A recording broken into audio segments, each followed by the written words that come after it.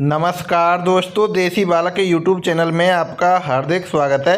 दोस्तों, आज की वीडियो में हम चर्चा करेंगे कि सरसों के बाज़ार की गिरावट की गिनती अब शुरू हो सकती है, इसके बारे में। तो वीडियो को चालू करूं उससे पहले मैं वही कहूँगा, जो लोग यूट्यूब पर सबसे पहले सरसों का भाव जानना चाहते हैं वह हमारी वीडियो को लाइक कर दें, और जो लोग हमारे चैनल पर पहली बार आए हैं या फिर जिन्होंने अभी तक हमारा चैनल सब्सक्राइब नहीं किया है वह चैनल को सब्सक्राइब ज़रूर कर दें। तो साथियों, सरसों के बाज़ार को लेकर हमने जो अपनी पिछली रिकमेंडेशन दी थी वह आज बिल्कुल सटीक बैठने वाली है। हमने बताया था कि सरसों की बाज़ार अभी अपने ऊपरी स्तर के आसपास चल रहे हैं और यहां पर माल को हल्का करके चला जाना चाहिए, क्योंकि बाज़ार का सबसे बड़ा फंडामेंटल युद्ध का माहौल बना हुआ है और इसके चलते बाज़ार कम से कम 400 रुपये की प्रीमियम यानी कि फंडामेंटल से ज़्यादा तेज़ पर चल रहे थे। अब जब 15 दिन के लिए युद्ध विराम की बात कंफर्म हो गई है तो इस 400 के प्रीमियम में से कुछ ना कुछ भाग निकालना ही है। तो आज एक बार बाज़ार पर एक बार दबाव ज़रूर बनेगा। हालांकि कुछ दूसरे घटक भी हैं तो बाज़ार पर अपना प्रभाव अभी भी बनाए हुए हैं। अगर आपने हमारी 3 दिन पहले की रिपोर्ट देखी है तो हमें उम्मीद है कि आपने माल को हल्का किया होगा। अगर कल के बाज़ार की बात करें तो हाजिर मंडियों में हल्की मजबूती का माहौल बन रहा है। जयपुर के बाज़ार में सरसों लगभग 7,300 के आसपास स्थिर नज़र आई है, जबकि भरतपुर में 100 की तेज़ी के साथ भाव 6,900 तक पहुंच गए हैं। दिल्ली में भी 6,900 के स्तर पर टिकी रही है और चरखी दादरी में हल्की तेज़ी के साथ भाव करीब 6,875 तक बोले गए हैं। कल तक बाज़ार में सब ठीक दिख रहा था, लेकिन अब बदले हालात की तस्वीर भी बदली हुई दिख सकती है। प्लांटों की बात करें तो कल तक वहां मजबूती साफ दिख रही थी। सलोनी प्लांट में टॉप रेट 8,000 तक पहुंचे। खासकर अलवर में अच्छी तेज़ी देखने को मिली। गोयल कोटा अपने 7,250 के स्तर पर स्थिर रहा, जबकि आगरा के बीपी और शारदा प्लांट में 50 तक की नरमी दर्ज की गई।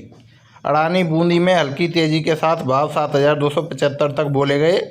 कुल मिलाकर प्लांट साइड पर मजबूती का माहौल था, लेकिन अब युद्ध विराम की खबर के बाद हवा का रुख बदल चुका है, इसलिए आज की तस्वीर कल के बिल्कुल अलग नज़र आ सकती है।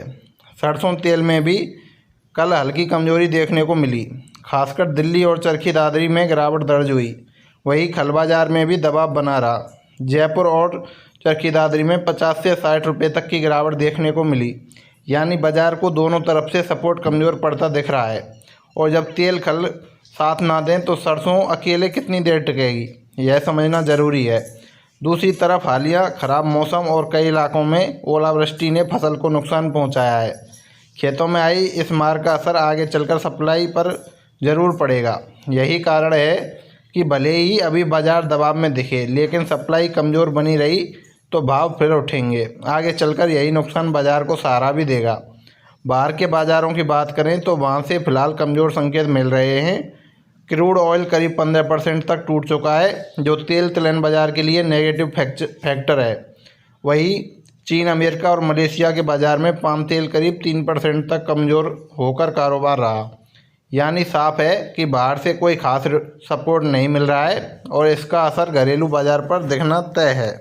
कुल मिलाकर आज तेल तिलहन का पूरा बाज़ार दबाव में दिखाई दे सकता है। अब सबसे अहम बात यह रहेगी कि जयपुर का बाज़ार 7,150 के सपोर्ट को संभाल पाता है या नहीं। हम यही कहना चाहेंगे कि अगर बाज़ार में 200 से 300 रुपये की गिरावट मिलती है तो वहां खरीद के मौके बन सकते हैं, लेकिन इसके लिए सही लेवल हम अलग से बताएंगे। लंबी अवधि में बाज़ार का फंडामेंटल अभी भी मजबूत है, इसलिए गिरावट के बाद फिर से तेज़ी की उम्मीद बनी रहेगी। बाज़ार में जल्दबाजी नहीं, समझदारी से चाल चलने वाला ही आखिर में बाजी मारता है। और ऐसे ही हमारी रिपोर्ट पाने के लिए हमारे चैनल को सब्सक्राइब कर दें। और ताज़ा भाव दोपहर की वीडियो में हम बता देते हैं 12:30 से 1 बजे के बीच में। धन्यवाद दोस्तों। जय जवान, जय किसान।